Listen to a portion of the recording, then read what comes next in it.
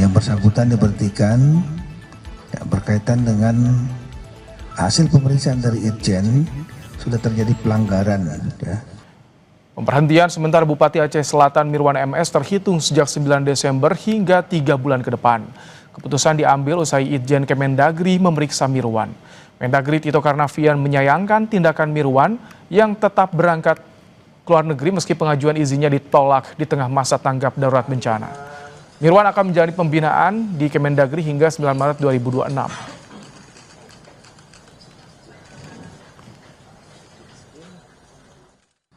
Yang bersangkutan diberhentikan berkaitan dengan hasil pemeriksaan dari Irjen sudah terjadi pelanggaran.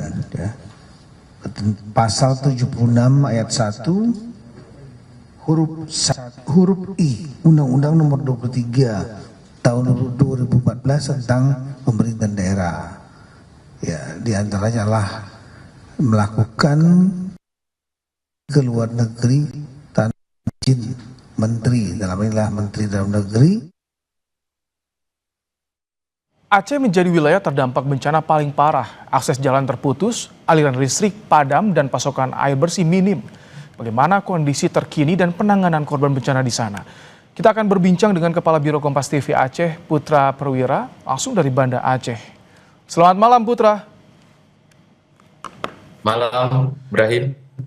Putra, bisa Anda gambarkan bagaimana saat ini kondisi Aceh? Apakah masih gelap gulita di malam hari ini, Putra? Baik, Ibrahim. Memang pada saat ini Banda Aceh itu banyak titik yang masih belum pulih listriknya. Ini berbeda halnya dengan apa yang menjadi laporan kemarin itu kepada Presiden. Walaupun memang hari ini sudah mulai ada klarifikasi dari PLN juga untuk pemulihan listrik di Banda. Memang banyak daerah di Banda Aceh ini yang belum pulih listriknya, termasuk di Aceh, termasuk di Banda Aceh yang saat ini gitu. Nah, listrik memang ini menjadi prioritas ya kalau untuk kondisi normal dan bencana saat ini, karena memang di Aceh sendiri seperti kita tahu, selain masalah listrik ini juga ada masalah akses jalan gitu. Ada 4 kabupaten yang di bagian tengah Aceh ini yang belum baik menerima bantuan gitu Ibrahim. Jadi saya bisa ada 700 dari angka yang kami dapat itu sekitar 735.000 jiwa di 4 kabupaten di bagian tengah Aceh itu, yakni di Kabupaten Gayo Luwes, Aceh Tengah, Bener Meriah, dan Aceh Tenggara itu yang masih mengandalkan pasokan bantuan dari udara gitu. Nah, ini kan tentunya tidak hal yang gampang ya untuk menyalurkan bantuan itu. Gitu. Putra, itu Ibrahim. 735.000 warga masih belum dapat bantuan karena wilayah mereka terisolasi, Putra ya. Ini yang baru terdata, Putra.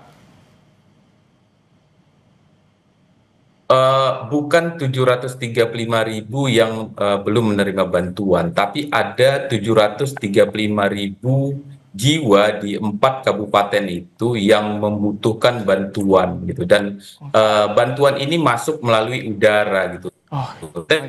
Kita bisa kalkulasi lah seberapa kekuatan udara kita memasok untuk 735.000 warga di situ. Nah, tentunya ini yang menjadi sorotan strategi bagaimana mendistribusikan bantuan ke 4 kabupaten di bagian tengah Aceh itu, karena memang akses jalan itu belum pulih gitu. Banyak jembatan dan titik yang rubuh ya, dan yang putus, dan titik-titik yang terkena longsor gitu. Banyak badan jalan yang juga amblas gitu dan terkena longsor. Putra, sebetulnya kan kita tadi ketika jeda saya sempat melihat visual yang sambungan visual kami bersama dengan Anda, Putra, tapi ternyata ketika on air langsung ngedrop sinyal komunikasinya sehingga visual Anda tidak bisa kami tampilkan. Artinya jaringan komunikasi di sana juga belum sepenuhnya pulih total, Putra. Iya, benar, benar Ibrahim. Jadi bisa saya gambarkan bahwa ini saya apa namanya, sambungan internetnya di kantor di Zoom yang memang eh, tidak begitu baik jadinya. Dan ketika saya keluar dari ruangan apa dari gedung kita ini, gedung kantor Kompas TV, saya sering sudah nggak dapat jaringan ya. Ini tandanya kan memang benar-benar belum pulih komunikasi. Sementara kalau misalnya kita bicara komunikasi, tentu komunikasi ini sangat perlu gitu dalam orkestrasi operasi untuk pemulihan apa namanya distribusi juga termasuk bantuan ke daerah-daerah terpencil. Nah, ini saya pikir yang harus menjadi perhatian yang benar-benar serius sama pemerintah gitu. Pemerintah hadir memang, tapi eh, kita butuh pemerintah apa namanya pemerintah yang bisa menjawab kebutuhan warganya saat ini gitu dengan kebutuhan energi dan pasokan bahan pokok gitu. Rakyat butuh itu gitu dan itu saya pikir yang harus memang benar-benar menjadi perhatian khusus sama pemerintah. Putra, ini yang juga disorot soal Aceh Selatan. Sebetulnya kondisi Aceh Selatan itu saat ini bagaimana sih, Putra?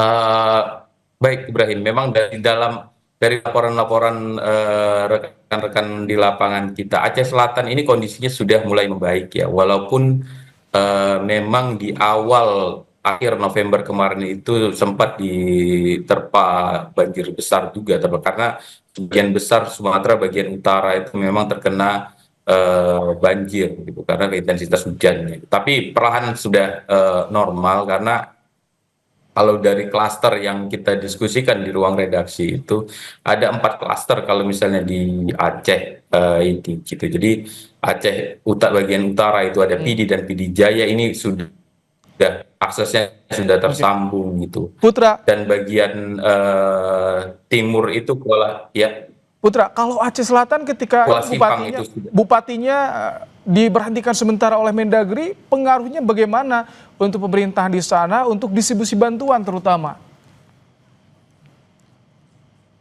Nah, baik Ibrahim, kalau distribusi bantuan sebenarnya ya kita membutuhkan BNPB memang yang mengorkestrasi operasi untuk pengiriman bantuan gitu. Jadi memang saya pikir eh, eh, Aceh Selatan untuk distribusi bantuannya bisa ya akan cukup cukup bisa baik lah gitu. Walaupun bupatinya karena memang pada saat kemarin itu beberapa waktu setelah bencana kemarin bupati sempat berangkat ke luar daerahnya gitu. Ini yang kemarin itu sempat dibilang oleh presiden kalau dianalogikan sebagai di organisasi militer ini kan desersi gitu, tapi tetap aja karena di situ ada sistemnya sudah berjalan juga ya, memang distribusi bantuan ini tetap dilakukan gitu. Oke. Itu Ibrahim. Termasuk pemulihan ya, jadi artinya tak terganggu kendati bupati diberhentikan sementara hingga 3 bulan ke depan.